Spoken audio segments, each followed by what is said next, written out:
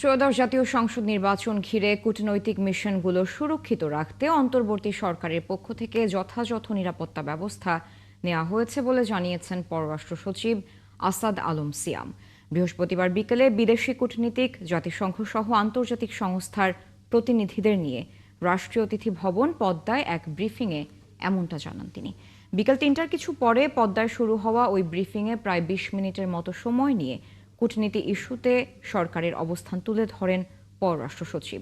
সেই সঙ্গে তিনি বাংলাদেশে কর্মরত বিদেশি কূটনীতিক ও আন্তর্জাতিক সংস্থার প্রতিনিধিদের আশ্বস্ত করেন যে অন্তর্বর্তী সরকারের পক্ষ থেকে কূটনৈতিক মিশনগুলোকে সুরক্ষিত রাখতে যথাযথ নিরাপত্তা ব্যবস্থা নেওয়া হয়েছে। পররাষ্ট্র সচিব আসাদ আলম সিয়াম উল্লেখ করেন, কিছু মিশনের দ্বারা নিরাপত্তা সংক্রান্ত সমস্যা উত্থাপিত হওয়ার বিচ্ছিন্ন ঘটনা ঘটেছে, তবে সেগুলোর সমাধানও করা হয়েছে। কোনো উদ্বেগ থাকলে আমাদের সঙ্গে যোগাযোগ করতে বলা হয়েছে।